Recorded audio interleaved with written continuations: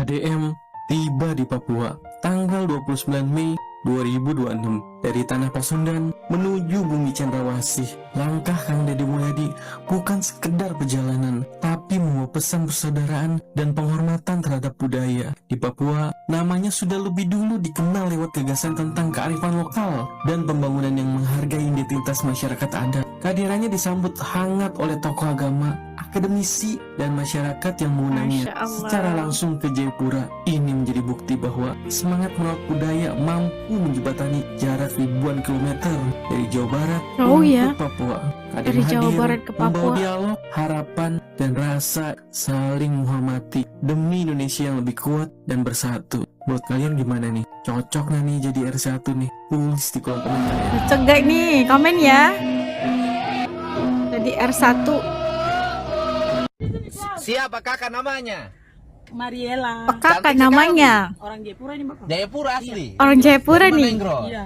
Waduh, penjaga tiket karcis parkir. Iya. Sehat, punya Cantik suami orangnya, sudah? kulitnya kulit. Punya anak? Punya. Oh, bahagia, senyum manis sekali orang Papua. Iya, orang senyum. Jayapura atau apa Orang saja. Jayapura. Orang Jayapura ya, kalau orang Di Jayapura sini makan gini. pagi sama apa? Ramah senyum ya. Heeh. Biasa beli baru bawa datang ke pos. Beli apa makan pagi? Biasa nasi kuning. Oh, udah makan nasi kakak? Oh, nggak makan ini, apa namanya, sagu? Itu nanti Papeda? di rumah, papeda di rumah. Di rumah. Kalau di sini makan nasi, berapa satu bungkus nasi? 10.000 biasa beli di depan. 10.000, beli 30 bungkus buat makan teman-teman. Sudah. Terima kasih kakak, terima kasih. Kang Deddy Mulyadi diminta terbang ke Papua untuk ngisi acara, tapi responnya di luar dugaan teman-teman. Kang Deddy ini dapat undangan resmi buat ngisi acara di Papua, bukannya langsung bangga dan langsung berangkat. Kang Deddy Mulyadi malah ngerasa heran sendiri dengan gaya khasnya Kang Deddy yang belak-belakan. Dia bilang, saya nggak bisa apa-apa. Dia bingung ilmu apa yang mau disampaikan untuk masyarakat di sana. Padahal menurutnya masih banyak akademis atau tokoh yang lebih pinter.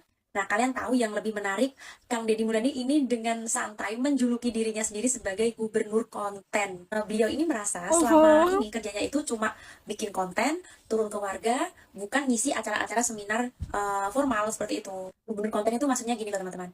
Dia merasa kerjanya selama ini cuma turun ke lapangan, terus ngobrol sama warga, lalu direkam dijadikan konten, dimasukin ke media sosial, bukan duduk di ruang rapat atau seminar. Tapi justru yang bikin salut itu alih-alih dia merasa paling tahu, Kang Deddy Mulyadi ini menunjukkan sikap yang rendah hati yang jarang dimiliki oleh pejabat lainnya. Kita bisa lihat dari sisi lain ya teman-teman, di saat banyak orang yang berebut panggung biar kelihatan pinter, dia justru memilih untuk jujur dan tahu kapasitas dirinya. Ini namanya rendah hati yang berkelas. Bener gak? Menurut kalian ya, Kang Deddy Mulyadi ini emang beneran cuma gubernur konten atau ini justru sindiran keras buat para pejabat yang di luar sana yang hanya modal teori? Ya pasti sindiran lah ya kan. Ada cerita menarik dari Gubernur Jawa Barat KDM yang bikin banyak orang sekaligus mikir.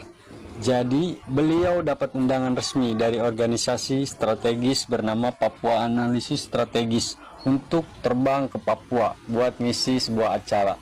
Kalau dipikir-pikir, banyak pejabat mungkin bakal langsung bangga, langsung siap tampil di depan panggung besar. Tapi respon beliau malah di luar dugaan. Dengan gaya khasnya yang santai dan belak-belakan, beliau justru bilang, saya mah nggak bisa apa-apa. Bahkan beliau mengaku bingung ilmu yang mau disampaikan ke masyarakat Papua. Menurutnya masih banyak akademis, profesor, atau tokoh lain yang lebih pintar dan lebih layak untuk berbicara di forum resmi seperti itu. Nah, teman-teman, yang paling menarik justru di bagian ini. Beliau KDM malah menyebut dirinya sendiri sebagai gubernur konten. Kedengarannya lucu, tapi kalau dipikir lagi, ada makna yang cukup dalam. Menurut beliau, selama ini pekerjaannya lebih banyak turun langsung ke lapangan, ngobrol dengan warga, dengar keluhan masyarakat, bantu orang kecil, lalu aktivitas itu direkam dan dibagikan ke media sosial. Jadi, beliau merasa bukan tipe pemimpin yang jago pidato, formal di seminar, atau duduk berjam-jam di ruang rapat. Gubernur konten yang dimaksud beliau KDM itu bukan sekedar viral, tapi lebih ke cara demi beliau mendekatkan diri dengan masyarakat lewat media sosial. Karena di zaman sekarang Kadang satu video sederhana yang menyentuh hati rakyat bisa lebih terasa manfaatnya dibanding pidato panjang yang sulit dipahami masyarakat biasa.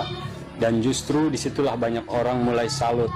Di saat sebagian orang berlomba-lomba terlihat paling hebat, paling pintar, paling terpengaruh, beliau malah memilih jujur tentang dirinya sendiri. Beliau nggak gengsi mengakui kekurangan dan nggak merasa harus tampil paling tahu.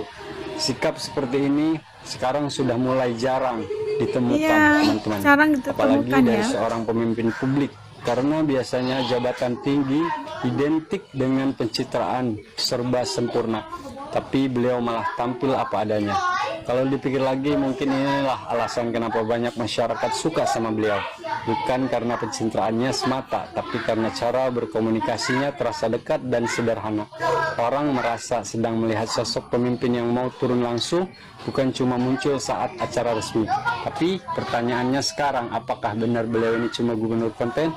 Kalau cuma soal konten, rasanya nggak sesederhana itu. Karena di balik video-video yang sering muncul di media sosial, ada pesan sosial yang sampai ke masyarakat. Ada kritik, kepedulian, ada bantuan nyata, dan ada komunikasi yang mungkin lebih mudah diterima masyarakat. Di era digital sekarang, mungkin gaya kepemimpinan juga mulai berubah. Pemimpin bukan cuma soal duduk di balik meja kantor, tapi juga soal bagaimana hadir dan dirasakan langsung oleh masyarakat. Jadi menurut teman-teman gimana KDM? Ya, benar-benar cuma gubernur konten atau justru punya cara berbeda dalam memimpin yang lebih dekat dengan masyarakat? Tulis pendapat teman-teman, share dan follow akun. Seandainya kalau jalan rusak ini di Jawa Barat, KDM langsung lihat dan atasi cepat. Tapi pokoknya beda, saudara. Survei 1 tahun, pengamatan 1 tahun, datang timpun tanah 1 tahun sampai tidak jadi-jadi. Akhirnya jalan tambah rusak. Bolehkah Astagfirullahaladzim. pindah ke Jawa Barat? Datang lihat 1 tahun, datang timbun kembali tanah 1 tahun, jalannya nggak siap-siap sampai habis rusak semua. Astagfirullahaladzim, itu lambat ya. Birokrasi yang mungkin berlangsung ataupun berlaku secara jujurnya di Papua, ini yang dikongsikan oleh masyarakat di Papua. Harus diambil ambil peduli ya. Ini bukan sebuah pencitraan. Nah, kita lihat aja abang-abang di jalan itu, masya Allah, jalannya udah rusak banget dan pasti membahayakan banyak sekali jiwa. Harus dipandang serius ini. Tapi ya menurutnya tadi datang lihat 1 tahun, nambah tanah 1 tahun, sampai hancur tanahnya nanti. Masya Allah. Hah, lanjut ya. Dan KDM pindah ke Papua Pegunungan supaya jalan kami bisa perbaiki cepat. Ini jalan Diminta raya nih Bapak KDM pindah ke tahun Papua. lalu sampai sekarang tidak jadi dan datang hanya survei demi survei, tapi tidak pernah terrealisasi dengan baik. Astagfirullahaladzim. Hijau perlu Thank you. hutan. Cara yang terbaik itu adalah membuat rumah vertikal. Ada yang nyebut rumah susun, ada yang dibikin bahasa keren apartemen. Intinya Apartment. adalah rumah ke atas. Jadi sebenarnya itu peradaban kita itu kembali ke zaman dulu, ke zaman purba, yaitu kembali ke rumah pohon. Maksudnya tinggi lah ya, apartemen gitu kan. Vertikal. Cuman bedanya Vertical. kalau rumah pohon bikin rumah tidak nebang pohon. Iya, betul. Kalau rumah tapak bikin rumah nebang pohon jati ditebang. Ini pohon jati ditebang. Oh, masih ada. Masih ada, suku-sukunya masih ada. Suku. Iya. Mereka bertahan dengan tradisionalisme. Hidup masih tradisional. Dan mereka bahagia. Mereka bahagia. Hanya tantangannya banyak karena sebagian area itu juga mau dikelola dengan industri yang lain sehingga mereka Iya. Caranya bagaimana agar tetap mereka bahagia? Jangan ambil wilayah mereka. betul. Betul itu. Ya, jadi Jangan serakah mungkin, ya. Pak Gubernur. Habis semua diambil. Iya. Kan saya harus tahu ini. Iya. Dengan kakak semua. Yang kelima, budaya apa? Yang kelima Orang Papua ini. Mepago. Mepago. Ya, dari Timika sampai Nabire. Yang keenam, Yang keenam wilayah Domberai. Domberai. Ya, itu wilayah Bintuni belakang Raja Ampat. Papua. Kemudian Boberai. Boberai kepala burung. Kepala burung. Iya, kita Iya, karena cendrawasih bentuknya. Iya. Kaswari. Kaswari ya, iya. Cendrawasih, kaswari. Iya. Cendrawasih sama kaswari beda. Beda, iya. Beda Oh, jenis. beda. Iya. Tapi sama-sama burung Papua. Satu Tapi sama-sama besar, satu burung kecil, Papua. ya. Orang Sunda burung bahasa Indonesia dengan bahasa Sunda beda. Iya. Kalau bahasa Indonesia burung tuh binatang. Iya. Kalau bahasa Sunda burung tuh artinya gila. Oh, Atau itu busuk. maksudnya. Oh, Burung bahasa itu Sunda. gila. Burung siate itu gila. Burung Atau siate kemudian itu gila. Ada buah tidak jadi, buahnya burung. Oke. Gagal ya. Gagal. Betul. Kita juga bilang di Papua musim buah burung, jadi musimnya tidak berhasil. Gitu. Oh sama. Buahnya gugur ya. Iya sama. Ya itu jadi itu musim burung katanya. Musim burung. Ketemu dong Papua dengan Jawa Barat itu. Luar biasa. Itu makanannya burung gitu. Udah Makanannya kita burung. Makanan pasrah aja. burung. Oh iya. Pasrah iya, aja iya. ya. Nah, Rezekinya kemudian, burung-burung. Apa ini? Ya. Datang ke saya Gubernur Jabar. Iya. Ini dia, ini penting. Bukan ini. menteri saya. Penting ini. Apa ini? Iya. Apa ini? Baik. Pertama kami menyampaikan terima kasih kesediaan.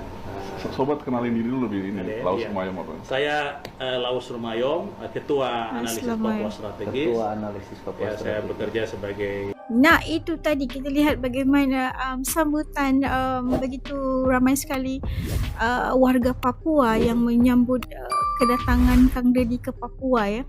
Jauh ya dari Jawa Barat ke Papua. Dari Tanah Pasundan ke Tanah Cendrawasih gitu kan. Kayak bingung gitu kan kalau Kang Deddy kenapa dia diundang untuk ke majelis kayak itulah kan memberi talk gitulah, memberi pandangan atau apa aja majelis daripada Papua Analysis yang menjemput Kang Deddy untuk datang langsung ke Papua. Walhal kalau Kang Deddy itu tahu kalau dia tuh bukan menteri, dia cuma gubernur, dia bikin apa, dia bisa apa di Papua gitu soalnya. Dan dia tidak terus langsung terima jemputan atau penghargaan tersebut untuk datang diundang ke Papua. Tapi merasakan bahwa dia itu hanyalah gubernur konten yang bikin konten, tidak ada apa-apa kepentingannya gitulah kan. Dia bukan seperti pejabat atau pegawai lainnya yang sibuk dengan rapat ya gitu. Dia hanya gubernur konten yang datang membantu turun kepada masyarakat, bertanya keluhan masyarakat, apa masalah masyarakat, lalu divideoin dan diupload di media sosial, dan itu ya dijadikan salah satu